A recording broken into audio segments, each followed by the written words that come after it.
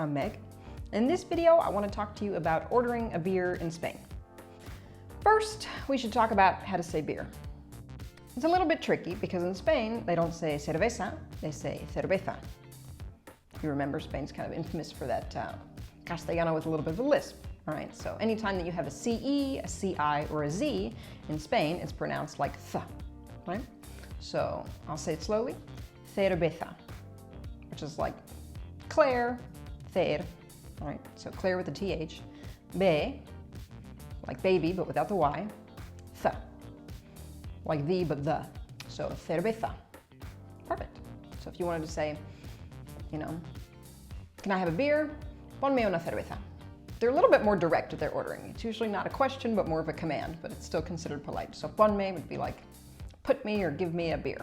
Ponme una cerveza, por favor. If you go out with your friends for a beer, you're gonna go out for cañas.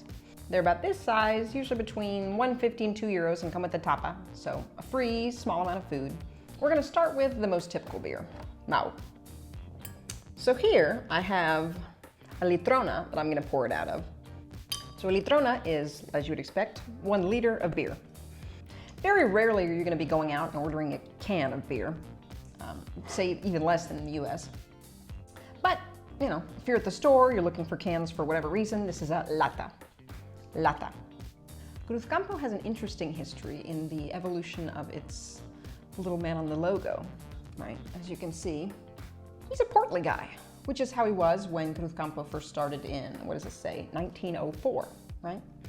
However, over time, the marketing staff thought that people might be turned off by Cruzcampo because of this large man on it, so he started getting slimmer and slimmer and trimmer and fitter, until more recently, there was kind of a blast of love for the past again, and now he's getting a lot closer to his older form. So you might have a glass like this if you're looking for a little beer, but maybe you're hanging out a long time, you don't want to keep buying multiple beers, you want a larger one. This is a jarra, jarra. You have to roll your R there. Practice with me. Jarra, jarra. You're a cat purring. Purr, jarra. That was a little much. Jarra. Maybe you are at a feria. Feria is like a fair, you're outside, or some kind of street festival, and you want, again, kind of a jarra, but you're obviously not gonna be getting a glass cup like this if you're in the street, so you'd get something like this. This is ironically called a mini, un mini. Another fundamental term, if you're going out for drinks, is botellín. Botellín and caña, I would say, are probably the two, well, after cerveza, the two most important words you're going to learn in this video. You have your caña and you have your botellín.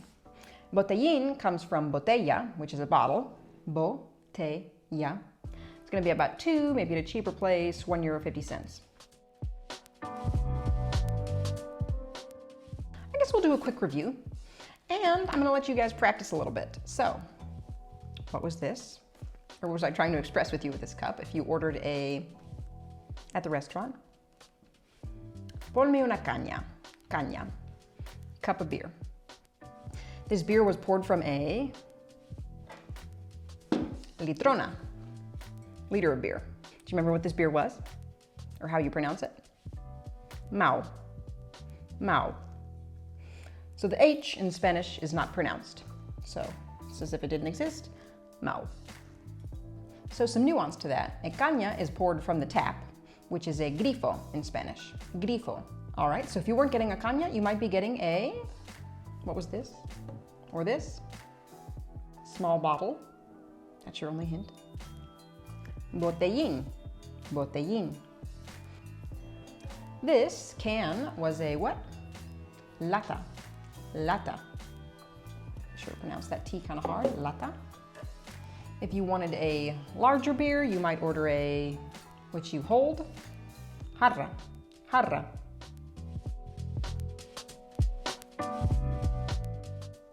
Put my final ranking, totally subjective.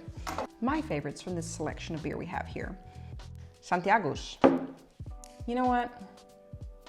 I gotta say it. Cruzcampo next to it. For a different type of experience, for a lighter beer, I'm gonna give these guys a tie. All right, next. Estrella Galicia is botellín.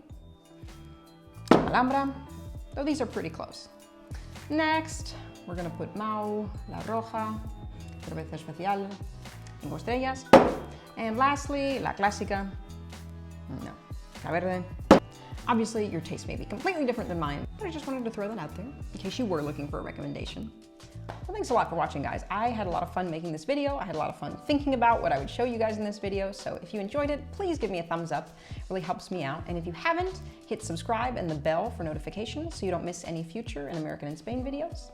I'd love to hear your reactions to this if you've tried these beers. If you felt like the lesson part enabled you to pronounce all these different types of beers and the form that they come in. I'd love to hear that in the comments, and I will see you in the next video.